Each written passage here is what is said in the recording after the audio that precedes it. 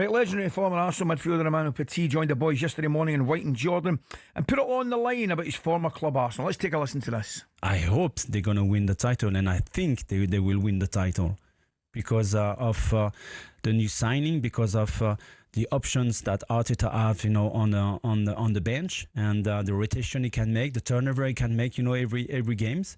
That's for me the biggest reason why Arsenal lost the last 2 or 3 seasons the title. The competition with Liverpool or Manchester City. So it changed a lot. So that's why I think I don't see Arsenal or Arteta not winning the title this season. To be honest with you. Yeah. Wow. Brilliant, that, isn't it? Great. I've got to say, he's magic, Emmanuel. He's a good lad, man, isn't he? He's come in and we've done a couple of shows together over in Paris when Arsenal were playing in Paris, and I think Liverpool there as well. He's been great. Good listen. He is a great lad. And he meets up, Ali. They meet up the World Cup winning team that Manu scored in the final, didn't he? Yeah, of course he did.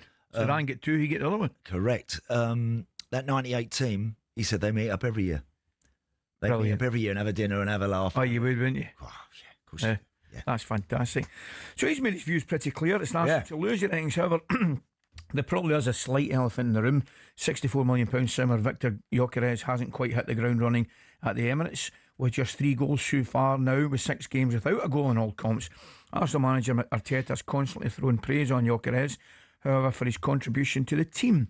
But with another injury to Odegaard, is there some slight underlying concerns at the Emirates? One man who's going to tell us exactly what it's like to win the title, former Arsenal winger Perry Groves, is going to join us now. Groves, good morning, mate. How are you? Morning, Perry.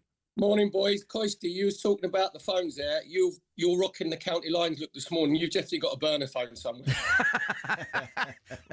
Listen, Grovesy, I can assure you all 5 of my phones are legit. Listen, mate, what is it?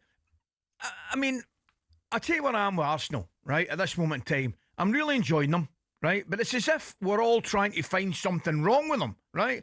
Manchester City, a lot of the fans, the boys are moaning about, his team selection this and his team selection that. The only thing that I think was up for debate then was whether he played Eze or not, right? I think that was the only thing. The rest of the team just about picks itself. And now we're having a moan saying, well, Gyokeres hasn't scored in 6. Whereas, I'm of the opinion, I think Arsenal are doing really, really well at this moment in time. Where are you? Yeah, do you know what it is, Chris? You mentioned the Man City game there. The difference between the sides from Arsenal from last season and Man City this season, Man City went there and set up shop. Yeah. And do you know what? We're not good enough to take you on in a proper game of football. We'll go 4-4-2. You try and break us down. That's the difference at the minute in the sides for those two. With Gyokeres, it's taken him a bit of while to get used to his teammates, which happens, different style of football. Arsenal aren't used to an out ball, where you can put it in the channel, go forward very early. And if you look, he's got 3 goals in 7 games in the Premier League, right? 3 in 10, like all comps. But if you look at his contribution in the last couple of games, you can tell that he's starting to get that little bit more confident in himself. I thought he was excellent up at Newcastle. I thought he engaged like the centre halves. He was an out ball. I don't care what anybody says, it was a penalty. 100%. 100%. So, just on that one quickly, did you see the Howard Webb Michael Owen thing last night? No. I saw it the night before, and I'm still scratching my head. You take the floor, you tell me, because I am scratching my head. They're saying that the penalty decision to be overturned was correct because Nick Pope got a touch on the ball, right? The reason he got a touch on the ball is because Gyokeres played it onto his foot, and if he does, right, he goes round him and scores. So that's off. That's cathartic now, so that's pretty cool. But no, I need to help you on it because we had Chris Foy on yesterday, right? And I wrote down the quote when we were talking to him. He said, to be fair, and he was great when he came on and I was explaining to him. He said the goalkeeper toes the ball away. No, he doesn't. The ball's played off him, I think. Absolutely, his foot is on the floor. Yeah. And if you look at his reaction, goalkeepers, if the penalty's given, they normally lose their head, didn't they? If they haven't touched the player or they run off for free. Yeah. Nick Pope, I've got one area, way with one there. So, that was trying to defend the indefensible. But on Gyokeres, his performance against Newcastle was very good. Even on Saturday against West Ham, he engaged Mavropanos and Kilman. So what he does, Chris, you played up front, right? If you play up front with a big man, he causes mayhem. What he does is, he engages them. They don't get heady clearances, which come back 45 yards at you. He gets into the channels. So I'm honestly, as a centre forward getting into a new team, I'm looking at him going, you've given us a different dimension from last season. Mm-hmm. Perry, how many's he got to get for you this season? Look, his first season. I just said to Olivia just as you walked out, we've had some incredible strikers in Premier League football. I don't know how well Didier Drogba did when he first came to Chelsea, but by the time we'd seen him for a few years, we realised he's one of the all-time greats.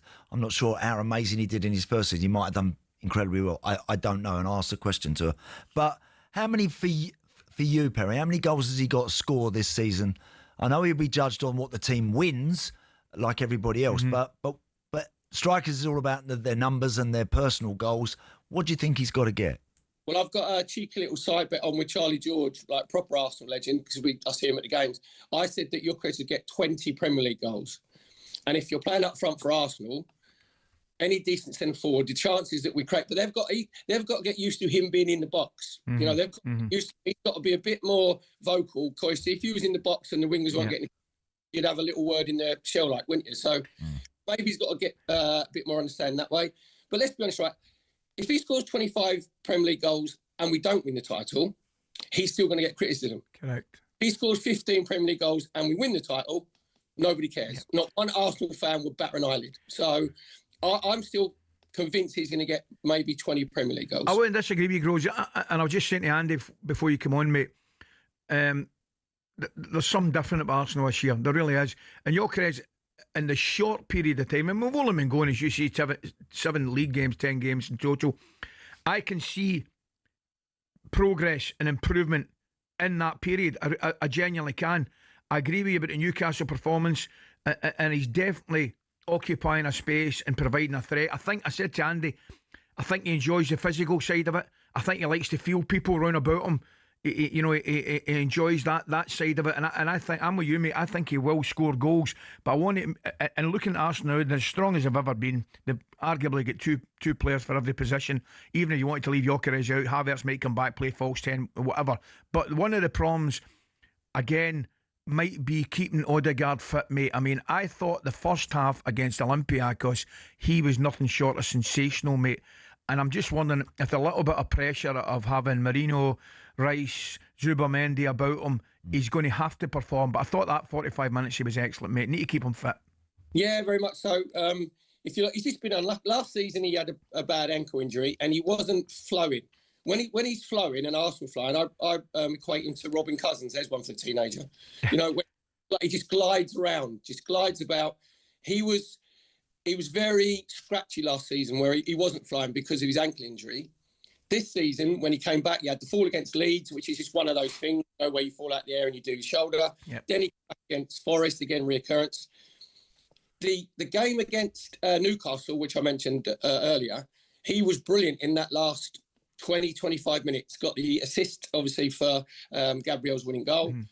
Then Olympiacos, he was back to the Odegaard of the conductor. He was, running everything. But what you said there, the knee on knee, I was at the game on Saturday and I wasn't overly concerned because it was a coming together with Somerville where, where it's knee on knee and opened his knee joint. So I think it's more bruising around. Yeah. So there's a bit relief because you think, actually, if they get him with treatment 2.5 weeks' time, he ain't going to get injured going away playing international duty. I wanted Declan Rice to say, remember in the old days, you two, when you go into international duty, the managers used to say, do us a favour, just say you got a calf injury. Did you? Right, because they wanted you fit when you come back. Yeah. So if you're Arteta, you'd be saying to Mikel, you'd be saying to Declan Rice, look, play the first game against Wales, and then when you, after about 70, 75 minutes, say you've just got, you've stretched your calf, or Declan, just say your back's a little bit sore. Don't play in the second game. Because I'm a gooner. I want our best players fit for the whole season. So I'm not too concerned about the Odegaard injury, but you mentioned about the depth of the squad, Coisty there. What happens now is when Arteta makes changes during the game, there's no drop-off. Last season, there was too big a drop-off in the quality that was coming on. But when the quality is exactly the same, it's actually up because the game stretched, out in the last 20, 25 minutes, half hour. The opposition's legs are a bit tired, and then you're thinking, they're bringing Eze on, do you know what I mean? Or they're bringing Nwaneri on, they're bringing Havertz on. So there's no drop off. So I was excited before the season started, and we haven't hit our straps yet. It was comfortable against West Ham because they played rival football, but there's still another couple of levels for this team to go up because obviously early on in the season. Yeah, absolutely. Groves, a quick one before we go. Graham used to say to me at the international break, Graham, he says, "How's your calf, Coisty?" I said, "Fine." He said, "No, it's no." Groves, you take care, pal. I've got a wee sneaky for you this year, mate. I don't want to give you the kiss of death, but I've been impressed with what I've seen, mate. Fingers crossed. Lovely to talk to you. We'll see you soon. talkSPORT Breakfast, waking you up Monday to Friday morning from 6 a.m. on AM, on DAB, via the talkSPORT app and on your smart speaker. talkSPORT.